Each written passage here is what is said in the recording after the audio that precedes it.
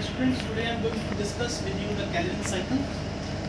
तो बेटा Calvin cycle basically start कैसे होता है? आप थोड़ा इनिशियली लेवल से स्टार्ट करते हैं. जैसे आपको पता है ये आपका स्ट्रक्चर है क्लोरोप्लास्ट का. This structure of chloroplast double membrane structure है. इसके अंदर हमारे पास क्या होता है? ग्रैनम होते हैं, साथ में स्टोमास होते हैं. अब ग्रैनम में हमारे पास थैलेकोइड मेम्ब्रेन है. थैलेकोइड मेम्ब्रेन में आपके पास क्या होता है? लाइट फ्रैक्शन होता है. लाइट फ्रैक्शन में क्या होता है? आपके पास जो लाइट होती है एब्जॉर्ब होती है. अब उसके बाद क्या होता है? लाइट ट्रैक्शन में आपने जो प्रीवियस वीडियो में देखा होगा, लाइट ट्रैक्शन में आपके पास एटीपी, NADPH और ऑक्सीजन की क्या होती है? फॉर्मेशन होती है. ऑक्सीजन आपकी यहाँ से डिफ्यूज आउट हो जाती है और आपके पास ये जो ATP है, NADPH है, ये फर्दर हमारे यूज होते हैं डार्क रिएक्शन में. कैल्विन साइकिल का मतलब होता है, ये देखिए कार्बन डाइऑक्साइड जो हमारी फिक्स हो रही है, कार्बन डाइऑक्साइड हमारी बेसिकली किस में कन्वर्ट होगी बेटा? शुगर में.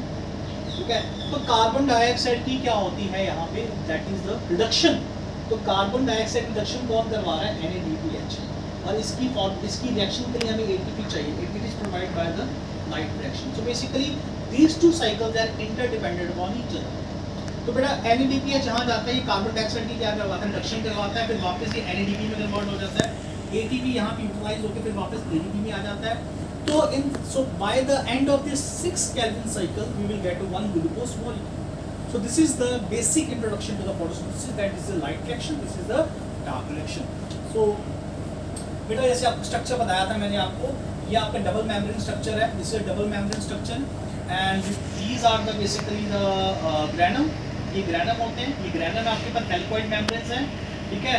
और ये आपका क्या है? स्ट्रोमा है. तो थैलेकोइड में आपके पास क्या होती है? थैलेकोइड मेम्ब्रेन में हमारे पास क्या होती है? फोटोसिंथेसिस की लाइट रिएक्शन होती है. स्ट्रोमा में हमारे पास क्या होती है बेटा? डार्क रिएक्शन होती है. तो ये 3 फेजेस में होता है आपका जो कैल्विन साइकिल. अगर देखें तो 3 फेजेस में होता है. सबसे पहले आता है बेटा आपके पास कार्बन फिक्सेशन. इसका मतलब होता है कि कार्बन डाइऑक्साइड की इनकॉर्पोरेशन हो रही है. सेकंड पॉइंट पे आता है रिडक्शन. तो इसका रिडक्शन का मतलब क्या होता है? जो आपके NADPH है वो अपने हाइड्रोजन आयन देंगे इसको और वहाँ पे क्या करवाएंगे? रिडक्शन करवाएंगे, एक नया कंपाउंड बनाएंगे. Last point is regeneration. Regeneration का मतलब है जो आपका जो मॉलिक्यूल है रिबुलोस, जो आपका रिबुलोस फॉस्फेट, ये वापस यहाँ से फिर क्या हो जाएगा? रीजनरेट होगा. तो 3 पार्ट में डिवाइड है. Carbon fixation, reduction and the regeneration. Regeneration में देखिए क्या होता है.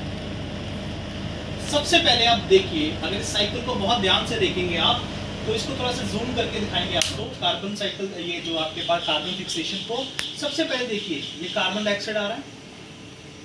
ठीक है. ये क्या आ रहा है बेटा आपके पास? Carbon dioxide. ये कार्बन डाइऑक्साइड बेटा यहाँ पे आके ये रिबुलोस बिसफॉस्फेट के साथ कंबाइन करता है. ठीक है. कार्बन डाइऑक्साइड यहाँ पे आके बेटा ये रिबुलोस बिसफॉस्फेट RUBP, ये RUBP in the presence of enzyme Rubisco. Rubisco का मतलब है basically ribulose basically bisphosphate and carboxylation. ये आपके पास क्या करेगा? कार्बोक्सिलेशन करवा रहा है, कार्बन फिक्सेशन करवा रहा है. ठीक है. तो बेसिकली रुबिस्को एंजाइम क्या करता है? ये जो कार्बन डाइऑक्साइड को आपके रिबुलोस बिसफॉस्फेट में क्या करता है? कंबाइन करता है. ठीक है. तो इसमें जब कार्बन डाइऑक्साइड कंबाइन होती है इसकी प्रेजेंस में एंजाइम में, तो बेटा 6 कार्बन कंपाउंड बनता है. 6 कार्बन कंपाउंड अनस्टेबल होता है जो 3-3.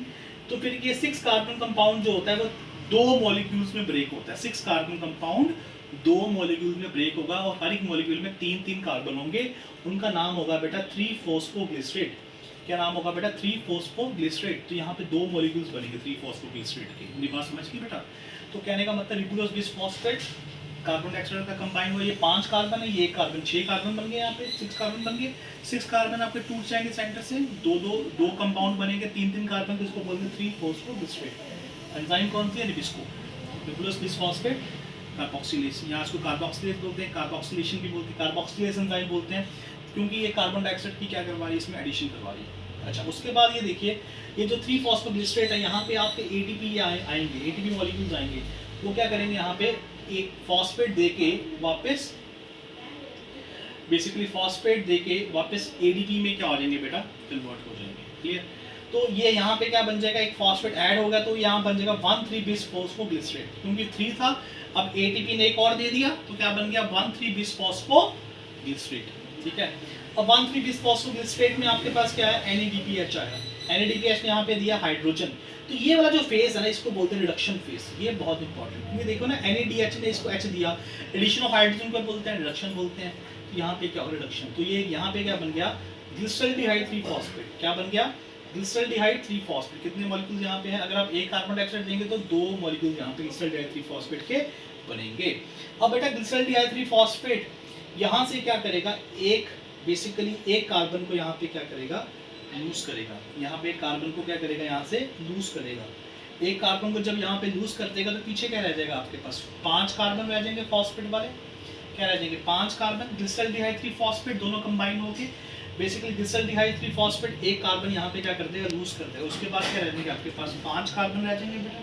ये 5 कार्बन फिर वापस 5 कार्बन फिर वापस क्या होगा, ये वापस आपके रीजनरेट होंगे, ये रीजनरेट होंगे, फॉस्फेट लूज कर देंगे।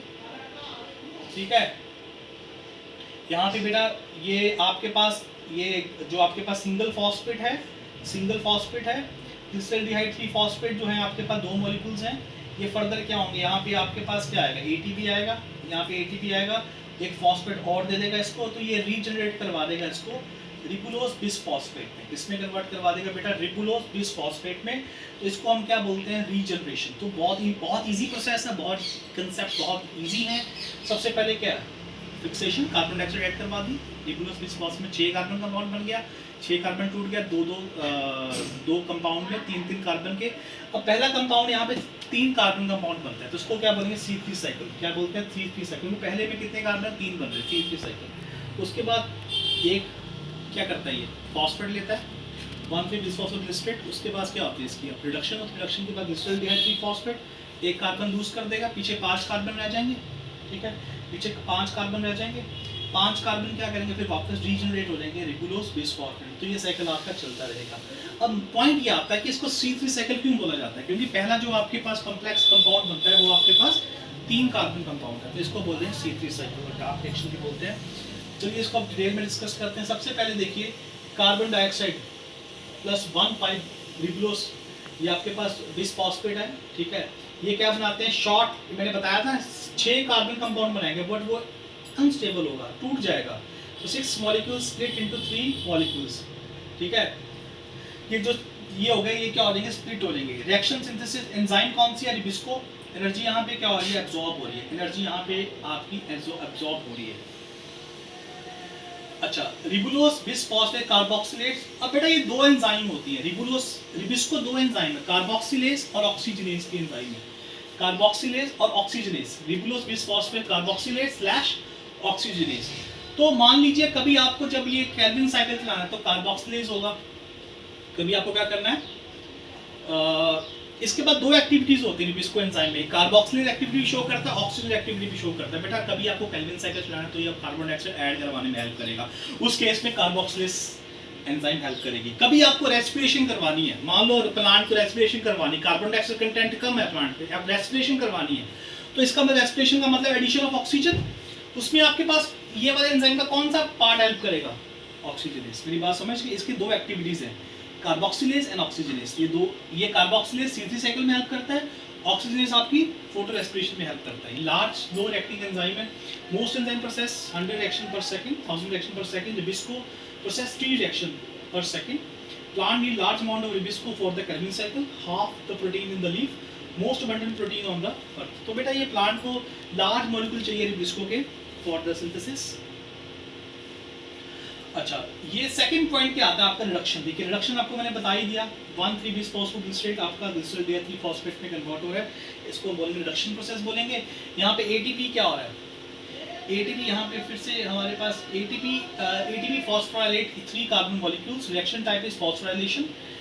ये आपकी रिएक्शन कौन सी हो रही है, फॉस्फोराइलेशन रिएक्शन है। रिएक्शन कौन सी है बेटा, ये this reaction is called phosphorylation, क्योंकि एटीपी क्या कर रहा है, यहाँ पे फॉस्फेट ऐड कर रहा है। जिस रिएक्शन में फॉस्फेट ऐड होता है ना, जिस सेक्शन में जाके फॉस्फेट ऐड होता है 3 फॉस्फोग्लिसरेट को 1,3 बिसफॉस्फोग्लिसरेट में, यहाँ पे एटीपी एक फॉस्फेट दे रहा है। जिस रिएक्शन में फॉस्फेट ऐड होता है उसको बोलते हैं फॉस्फोराइलेशन रिएक्शन। और जो केमिकल रिएक्शन में, जो बायोकेमिकल रिएक्शन में आपका फॉस्फेट ट्रांसफर होता है, तो ये आपकी एंजाइम कौन सी यूज होती है बेटा, लिख लो कॉपीज पे, काइनेज एंजाइम। जहाँ पे भी आपका फॉस्फेट ट्रांसफर होगा ना एटीपी से, वहाँ पे एंजाइम कौन सी होगी बेटा, काइनेज। तो यहाँ पे एनर्जी भी क्या हो रही है, एब्जॉर्ब हो रही है। रिएक्शन में एनर्जी भी क्या होती है, एब्जॉर्ब होती है। बेटा याद रखना, जिस रिएक्शन में भी आपका फॉस्फेट एटीपी या फॉस्फेट देगा ना, अपना एटीपी फॉस्फेट देगा, उस वो रिएक्शन आपकी एंजाइम कौन सी होगी, काइनेज एंजाइम होगी। अब उसके बाद NADPH वो क्या देगा, use to synthesize glyceraldehyde 3 phosphate. Reaction कौन सी, रिडॉक्स रिएक्शन है। एंजाइम कौन सी, डीहाइड्रोजिनेज। ये एंजाइम कौन सी होगी बेटा आपकी, डीहाइड्रोजिनेज, क्योंकि यहाँ से हाइड्रोजन क्या हो रही है, रिमूव हो रही है, तो एनर्जी एब्जॉर्ब है, यहाँ पे एनर्जी क्या हो रही है आपकी, एब्जॉर्ब हो रही है, ठीक है। अब of the 3 glyceraldehyde 3 phosphate produce, one of them exit the cycle, eventually become the glucose, ठीक है। 6 ग्लिसरॉल्डिहाइड 3 फॉस्फेट जो आपके पास है, ग्लिसरॉल्डिहाइड जो आपके पास यहाँ पे 6 है, इसमें से एक क्या कर देगा, एग्जिट कर जाएगा। एक क्या कर देगा बेटा, एग्जिट कर देगा, क्लियर है। 5-6 कार्बन, तो एक एग्जिट करके क्या बना दे, ग्लूकोज बना दे। ग्लिसरॉल्डिहाइड 3 फॉस्फेट क्या बना दे, ग्लूकोज बनाएगा।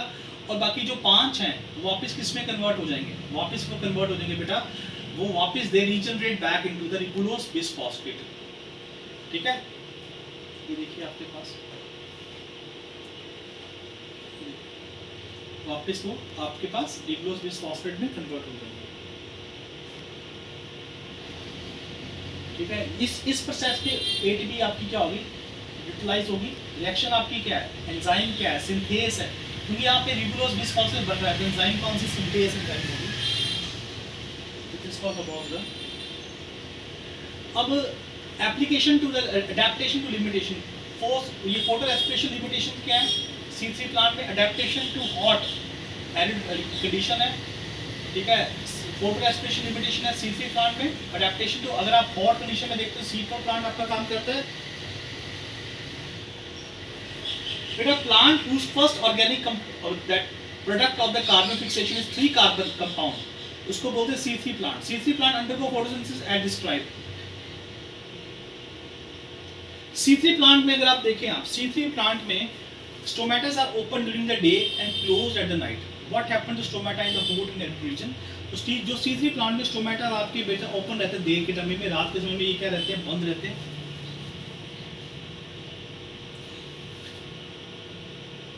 ये आपको दिखा रहे हैं स्टोमेटा, ये ओपन है और ये क्या क्लोज दिखा रहे हैं। C3 प्लांट की लिमिटेशंस क्या हैं? C3 प्लांट की लिमिटेशन ये है कि in the hot arid condition the plant close the stomata to prevent the water loss. जब आपका हॉट एरियाज में हॉट एरिड कंडीशन होगी तो प्लांट अपने स्टोमेटा को बंद कर देगा ताकि वो आपके पास ट्रांसपिरेशन लॉसेस ना हो। What effect does the have on carbon dioxide? तो इस केस में हमारे पास फिर कार्बन डाइऑक्साइड ऑक्सीजन की कंसंट्रेशन कैसे मेंटेन होगी, इस पॉइंट में ये हमारी लिमिटेशन है। क्लोज स्टोमेटा कार्बन डाइऑक्साइड, जब आपका स्टोमेटा क्लोज होगा तो कार्बन डाइऑक्साइड कंसंट्रेशन तो डिक्रीज हो जाएगी, तो केल्विन साइकिल तो स्टॉप हो जाएगा। Close stomata oxygen increases. अब जब क्लोज स्टोमेटा होगा तो ऑक्सीजन क्या होगी, इंक्रीज हो जाएगी, तो रिबिस्को क्या करेगी, वो बाइंड करेगी ऑक्सीजन के साथ as compare to the carbon dioxide. तो वो केल्विन साइकिल को क्या करेगा, स्किप करेगा। ग्लूकोज इसमें प्रोड्यूस नहीं होगा, इसमें ग्लूकोज आपका प्रोड्यूस नहीं होगा। मैंने बताया था कि रिबिस्को का आपके पास क्या है, रिबिस्को कार्बन डाइऑक्साइड, जब आपके पास कार्बन डाइऑक्साइड ज्यादा तो कार्बन डाइऑक्साइड कंबाइन करेगी, जब आप ऑक्सीजन ज्यादा तो फिर ऑक्सीजन के साथ कंबाइन करेगी। So with this we come to an end the topic of the Calvin cycle. Hopefully आपको टॉपिक क्लियर हुआ होगा बेटा। कोई भी कमेंट, कोई भी आपका सजेशन होती है, you can just tell me. Thank you.